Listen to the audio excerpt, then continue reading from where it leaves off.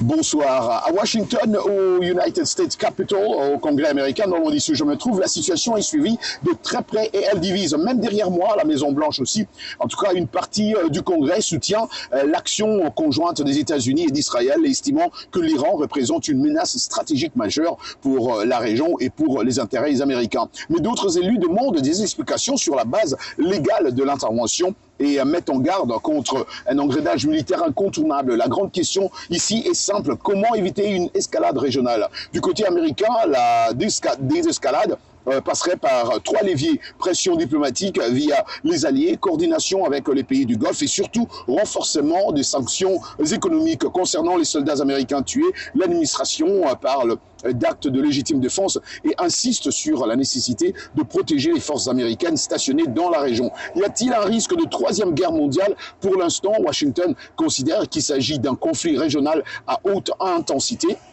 stratégique, mais si d'autres grandes puissances entraient directement dans la confrontation, la situation pourrait changer rapidement. Les menaces du corps des gardiens de la révolution islamique sont prises très au sérieux et ici, leurs capacités balistiques cyber et leur réseau de milices régionales sont étroitement surveillés par le Pentagone. Sur le plan de sanctions, en tout cas les États-Unis utilisent principalement les mécanismes du département du Trésor via l'Office de Foreign Asset Control.